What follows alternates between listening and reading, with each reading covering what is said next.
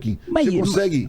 Eu acho que isso todo mundo concorda. Isso é evidente. Agora, os governos petistas ajudaram a acentuar a desigualdade quando tiraram dinheiro do pobre para dar pro BNDES. Você pega o orçamento do Bolsa Família no governo Dilma em 2015, 30 bilhões de reais. Agora, você pega a renúncia para o Bolsa Empresário para privilégio tributário, 400 bilhões de reais. Kim, me responda. Você pega... Vamos lá. Outra chance pro Kim. As esquerdas gostam de lucro dos bancos. De distribuição de renda da história do Brasil. A Previdência.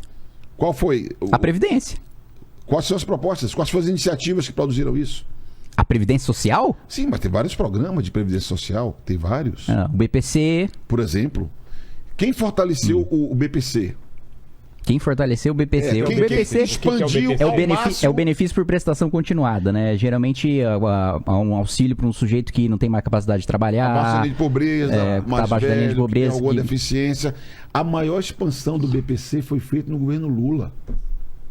Muito menos do que foi feito. É o maior programa de transferência de renda da história do Brasil. Foi feito pelo presidente... Não é o maior programa de transferência. E aí, ó, rolou... Nossa, falou do Lula, caiu a luz aqui, hein? Eu queria oferecer pro que falar, dar chance dele falar. Não, mas não foi, mas não é. De novo, que vontade. Entendeu? Bolsa Família, o maior programa de transferência de renda pro povo, feito pelo presidente... Não é o maior programa de transferência de renda, Orlando.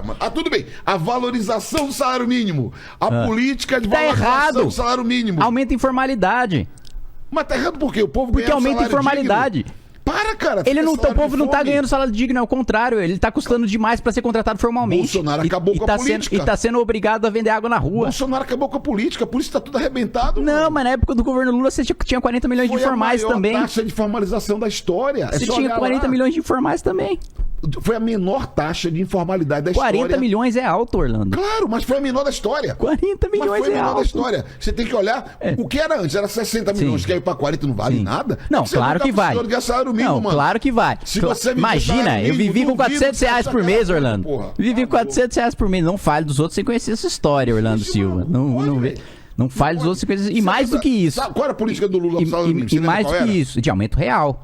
Aumento real significa o quê? Para as pessoas nos acompanharem. Inflação mais um extra. Mais um ganho. Isso. Sabe por quê? Porque essa era uma forma de você criar condições para transferir riqueza. A massa salarial era maior no conjunto da riqueza do país. Mudou a política, diminuiu a massa salarial, pá. Não é uma canetada do governo que aumenta salário, Orlando. Como? É atividade econômica. E qual foi a taxa de crescimento econômico no período do Lula? Com a China importando 120% de soja, qualquer governo teria crescido, Orlando. E por que o Brasil foi a sexta economia do mundo? Se todo mundo estava crescendo, o Brasil ia ficar indo. Porque o Brasil é agroexportador, né? A gente estava exportando commodity, minério de ferro. E só o Brasil produz? Foi o Lula que fez a gente explorar minério de ferro? A Argentina que é agroexportador. Foi o Lula que fez a gente explorar minério de ferro? A Argentina é agroexportador. Foi o Lula que fez a gente explorar soja? Olha, não, peraí. Não, peraí. Compara a nossa produção de soja e a nossa produção de minério de ferro com a produção do Chile. Ou com a produção da Argentina, Orlando. Não é comparação que se faz. No Brasil e na Argentina. Não é comparação. Presta atenção. A Argentina é o terceiro produtor do mundo, do lado do Paraguai. E a área plantada é muitas vezes menor do que a nossa e relativamente tem uma alta produtividade, mano. Perfeito. A gente continua em números absolutos produzindo muito mais. Por isso é a sexta economia do mundo. É óbvio que a Argentina não vai passar a gente, porque a gente, primeiro, tem mais população. E segundo, tem mais território plantado. E terceiro, tem mais tecnologia também. Mas a sexta maior economia do planeta. Outros países do mundo, não é só América do Sul. Cara, fala um coisa pra você. Não tem problema. Fala outro país com a mesma população que seja agroexportador. Você reconhecer que o presidente Lula foi um extraordinário presidente da República para a economia e para combater a pobreza, não tem problema. Você pode divergir da ideologia dele. Você pode falar que o governo do PT teve um monte de problema, quem vai falar é você, não sou eu, certo? Agora, bicho, tem que reconhecer, mano. Não, a César o que é de César, mano. Pelo amor de Deus. Primeiro, a primeira coisa é o seguinte. O Lula admitiu que errou ao votar contra o Plano Real, que ele herdou do Fernando Henrique Cardoso e manteve o tripé macroeconômico no seu primeiro ano de mandato. Mais do que isso, criticaram tanto os bancos e os banqueiros e colocaram o Meirelles no Banco Central para segurar a taxa de juros, segurar a inflação. E o Palocci, acordo com o e o Palocci manteve meta fiscal, né, e meta de inflação. Duas coisas que o PT era contra, mas que contraditoriamente mantiveram no primeiro mandato do governo Lula. No momento que a Dilma abandonou a política do Plano Real, estouraram todas as contas e o país foi jogado na miséria. A gente perdeu os ganhos que a gente teve. E mais do que isso, cenário internacional, Orlando. Que a China faz a China crescer 10% ao ano de novo, que até o Bolsonaro é bom pra economia. Não, o Bolsonaro nunca será bom pra economia. Com a China crescendo 10% ao ano, seria. Bolsonaro é um beócio, é um incapaz. Paulo Guedes é um imbecil. Não tem nenhuma orientação de política econômica efetiva. Eu concordo plenamente com você. Não tem mais. E aí você falou uma coisa que eu concordo. O Palocci, que é do teu time, você é do time do Palocci. É mesmas ideias. Não, que Palocci foi ministro do governo que você fez parte. Mas o governo, não é do meu time, não. A política econômica era híbrida do governo do Lula. Tinha um bocado de influência liberal. E você e o Palocci, que são do mesmo time, defendem essa visão pró-banqueiro, pró-mercado, que também tinha lá no governo do Lula. Eu assumo, pronto. Falei. Assumiu. Aí, primeiro mais um ponto de convergência. Orlando assume, então, que o governo Lula foi pró-banco, que investiu mais com banco e com grandes empresários, amigos do governo. Estão alinhados na mesma ideologia, na mesma política, na mesma atitude.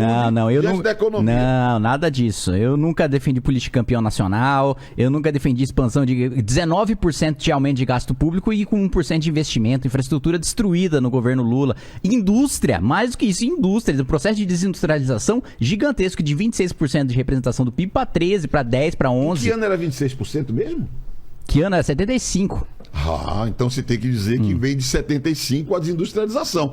Ou então você vai fazer uma fake news. Não. Começou no Lula, começou em 75. E ele catalisou. Se você observar os dados... E ele catalisou. O presidente Lula, a partir de investimento em óleo e gás, retomou setores importantes, como o setor da indústria naval. Programas sociais como Minha Casa Minha Vida estimulou a indústria da construção civil. Então ali nós vivemos um período, inclusive, que houve uma pequena melhora na industrialização do Brasil. Insuficiente.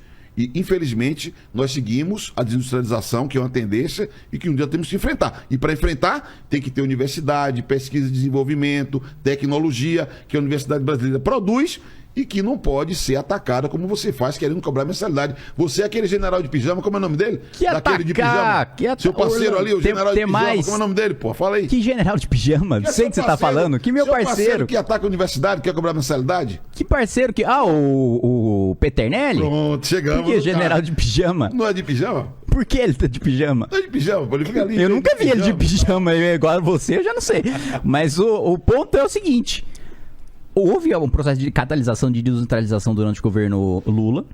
Houve um aumento da cartelização, da oligopolização dos bancos, né? O fortalecimento da política do Banco Central de proteger os bancos nacionais que tiveram um lucro de 8 vezes mais do que teve no governo Fernando Henrique durante o governo Lula. E você teve muito mais dinheiro gasto com privilégio tributário para grande empresário do que com política social para o mais pobre. E mais do que isso, você citou a parte de navio. Pô, você tinha cartel de navio sonda que cobrava 1% de propina.